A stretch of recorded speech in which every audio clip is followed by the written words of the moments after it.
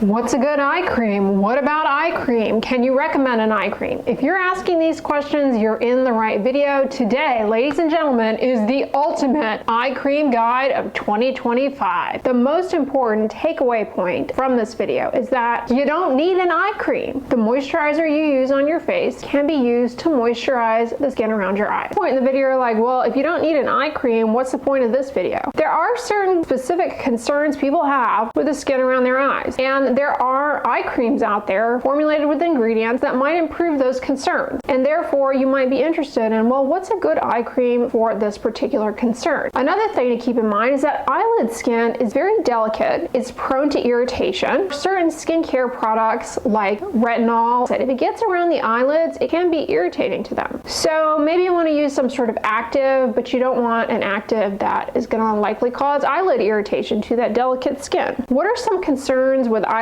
skin around the eyes that you might be interested in addressing? Well, there's eyelid eczema, there's under eye puffiness, under eye bags, wrinkles, age spots, post-inflammatory hyperpigmentation, meaning you had maybe an eyelid eczema that healed with a dark mark, dark under eye circles. Let's start with eyelid eczema. This is a common issue. Eyelid skin, not only is it thin, delicate, more vulnerable to irritation, but just look at how it is situated on your face. You have hollows around your eye that can trap things. You rinse off your face, but stuff maybe doesn't rinse off that has been stuck up like under your brow bone. The way the muscles of your eyes contract to blink the eyes, to close the eyes, it ends up sucking stuff up even closer into the skin. You've got some redundancies there, skin folds around the eyes. It is territory that is prime for developing an eczema. Now, eczema is an umbrella term, and there are several different types of eczema, but eyelid eczema commonly is either a contact dermatitis or related to seborrheic dermatitis or related to atopic dermatitis. And one thing that can help eyelid eczema is good barrier protection. Not only will that help keep the eyelid skin protected from irritants, cosmetics, nickel, for example, is a common cause of eyelid dermatitis from your rings, your nail polish, things that you aren't even putting on your face, but you're just inadvertently touching your face and it gets transferred there from your hands. A good skin protectant around the eyelids can help protect that area, and it can help reduce transepidermal water loss, allowing the barrier to get back on track to heal the eyelid eczema. There are many options out there. You can use petroleum jelly because, again, repeat after me, petroleum jelly does not cause milia. But for me personally, let me tell you what has been an absolute game changer, not just for keeping eyelid skin hydrated, but also helping to diminish the appearance of little fine dehydration lines, and that is a glycerin skin protectant. Wow. Wow, wow, wow. Started doing this in 2024 and I have not looked back. Amazing. Great for protecting from eyelid irritants, hydrating. You may not even have eyelid eczema, and I suggest doing this. Put a little there at nighttime before you go to bed. Wow. Wow, wow, wow. And the one I like to use is either the La Roche-Posay Cicaplast Gel. See, not an eye cream.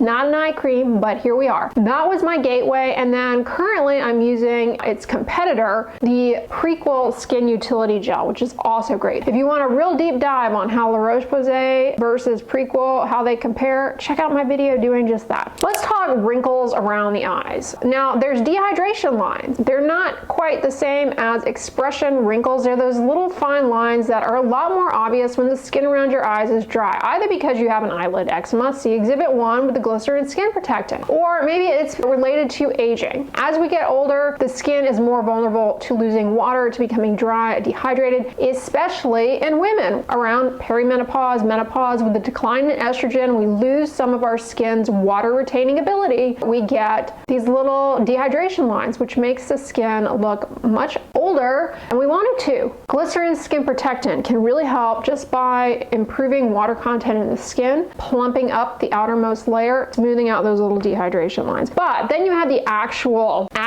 wrinkle, the ones that are related to chronic creasing of the skin from expression throughout our lifetime, coupled with age-related decline in collagen loss due to, well, good old-fashioned sun. Speaking of which, you got to be protecting your eyelids from the sun. Sunglasses, sunscreen. If you want a sunscreen that doesn't burn or sting, choose zinc oxide sunscreens. They tend to be much easier to tolerate on eyelid skin, and they will protect eyelid skin throughout the day from ultraviolet radiation and from irritating stuff getting in there. Just look for a zinc oxide sunscreen. You want to get in there and do something about collagen. What do you have available to you? Well, you have vitamin C, aka ascorbic acid. Now, y'all know from my videos, the thing about ascorbic acid, yeah, it shows promise for not only improving collagen production in the deeper layers of the skin, but also reducing the burden of free radical damage in the skin. It's an antioxidant and helping to tackle unwanted hyperpigmentation. However, ascorbic acid is not so easy to play with. It is one of those kids that is always causing problems on the playground. It doesn't get into the skin very easily. It's prone to oxidation, meaning it degrades. A well-formulated ascorbic acid product can oftentimes be irritating, especially around the eyes. So those things in mind, ascorbic acid is an option. Then you've got the forms of topical vitamin A that are active. You've got the prescription tretinoin, zeratine, trifarotene. You've got prescription adapalene, which you can also buy over the counter as an FDA-approved acne medication. And then you have the cosmetic ingredients, retinol, OL, and retinaldehyde. Where do I begin? Well, some of you are already jumping in with the whatabouts, but let me tell you, topical prescription retinoids around the eyes can be super duper irritating, but it's not off the table. Many people do use prescription forms of vitamin A around the eyes with no problem, and they actually get really good results. It's not a hard and fast rule that you never ever use these there, but given the issue with them often being too irritating to delicate eyelid skin, you have alternatives that are cosmetic forms of vitamin A that are a little slower to work. You gotta be more patient, take time. Not that in the skin happens overnight, but it's much slower with the cosmetic vitamin A types. And with ongoing use, those can help improve collagen. Yes, they can. And they can also help to improve some of the surface changes related to sun damage and aging, like age spots, skin yellowing. So those are an option for wrinkles. So you got moisturizing, you got vitamin A, and you got vitamin C. What about puffiness? Under eye puffiness? Well, okay, a lot of that is going to be related to lifestyle factors like high salt diets, seasonal allergies, and unfortunately age-related change around the eyes. Fluid accumulates there. One thing that can get some people results, okay, not everyone responds to this ingredient, but it can work, is caffeine. Some people's puffiness will not be touched by caffeine, but let me tell you what can help both parties, whether you're responsive or not. Simply cool temperature. So an eye gel, for example, or just your eye cream, just putting it on there, the cool application, yeah, it can help depuff. I'm a big fan personally of those under eye gel patches you've seen me use many times in my vlogs. Those of you who tune into the wackiness that is the behind the scenes videos, you've already seen me doing the eye gels, all right? And a lot of you guys like to tease me because I don't do them the right way, so I troll you right back, and I'll do one way and the other just to see if you're watching. Yes, I do. Then, you know, you've also got different eye creams that maybe have an applicator that is a cool metal tip. Nice, can help depuff. Or maybe you want to get some gadget like those little cool compresses for under the eyes. I mean, cool temperatures can help vasoconstrict and push that fluid back where we want it to go, out from under the eyes. But puffiness is going to be more likely with age as the supportive structures around the eyes start to, well, speaking of supportive structures around the eyes, we need to talk about dark circles. I've got a lot of videos about dark circles. If you've got dark circles, you need to watch some of those videos, because let me tell you, a lot of the stuff in eye creams is not going to do you any favors. It's not going to change the dial for you in terms of your dark circles. A lot of dark circles are simply related to age-related hollowing around the eyes, or they're just there by virtue of your genetics. And you've got light scattering. Then with age, we have descent of the cheek and we have thinning of the under eye skin. The descent and the thinning thins further. You see the underlying veins. The hollows become more prominent. prominent, you get shadowing, and you have dark circles. Eye creams are not going to build up bone around your eye. They're not going to really do much to lift that cheek back up. Eye creams with vitamin A actives like retinol or retinaldehyde or the prescription stuff, or ascorbic acid potentially if well formulated,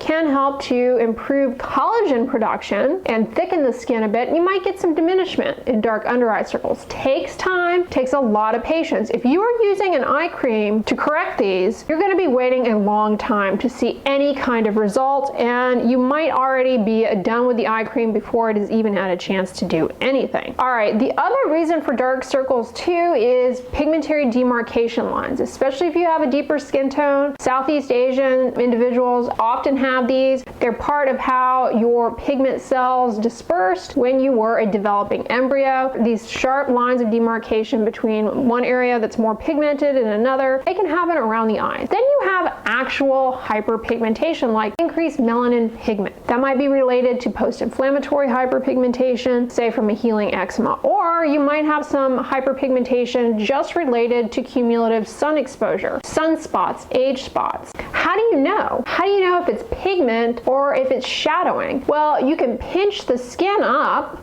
and if you see the pigment there, well, it's hyperpigmentation. But if you pinch the skin up and the skin between your fingers looks like background skin, not hyperpigmented, guess what? It's likely hollows, dark under eye circles related to the shape of your eye socket and hollows and volume loss. And I know what you're thinking. I thought you were going to tell us what eye cream to buy.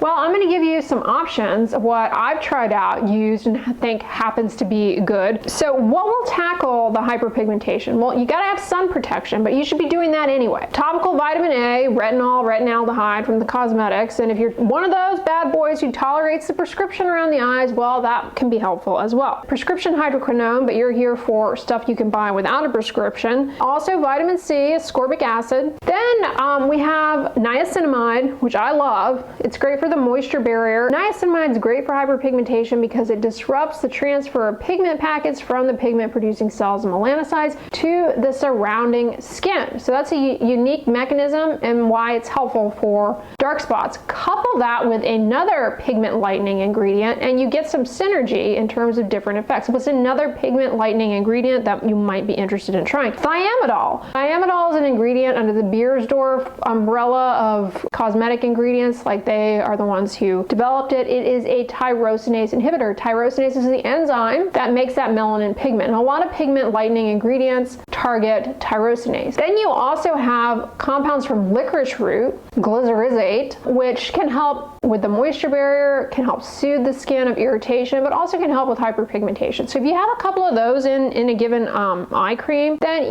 you might see some improvement in these dark spots, provided A, you're protecting the skin from the sun, and B, you're using the product consistently. Again, nothing happens overnight. All right, so what products do I recommend? I already told you about the glycerin skin protectants. All right, that might drop right there. I think you'd be surprised because cool application to depuff. Okay, you can even put it in the refrigerator, chill it up a bit, put it on cold for depuffing.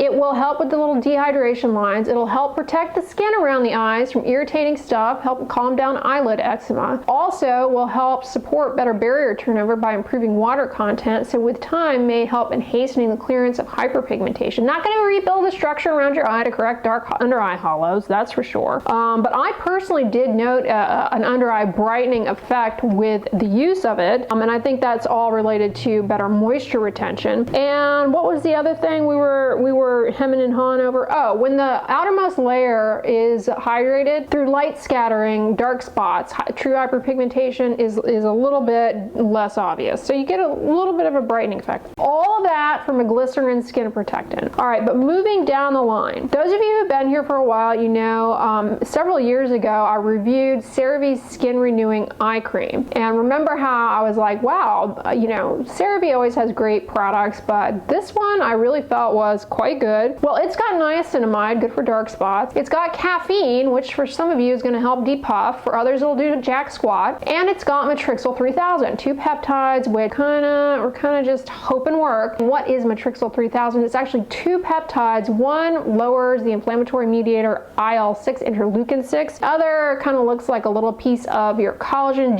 DHK, and those together may help ward off damage to the collagen that you have and help to provide a stimulus for new healthy collagen production. But I genuinely found that product to lead to a nice brightening, hydrated, smoother appearance of the skin around the eyes. The skin renewing eye cream also has niacinamide, so for those of you who are sensitive, you find niacinamide burns and stings, be aware of that. But CeraVe recently came out with a newer eye cream, which I've tried out, the Skin Renewing Vitamin C Eye Cream. No niacinamide in this one, but it has ascorbic acid. So you've got the ascorbic acid, you've got the licorice root in this product, and you've got caffeine. For those of you who caffeine's gonna do something, bam. So that's an option. So between the two, you kind of have to ask yourself, do I like niacinamide? If so, go with the OG. But if you're someone who wants to dabble in that ascorbic acid art, and or you're not so into niacinamide, try the newer one. They're both great. Love the textures of both of these. If you want to dabble in addressing hyperpigmentation, not dark circles that are hollows, but hyperpigmentation, try out Eucerin's Radiant Tone Eye Cream with Thiamidol. Thiamidol is that tyrosinase inhibitor. This product has a nice cooling applicator, which can also help to depuff a bit as you're applying it. It's a nice rich cream, so you'll get all of these will give you a reduction in whole dehydration lines, all right, because they're all moisturizers.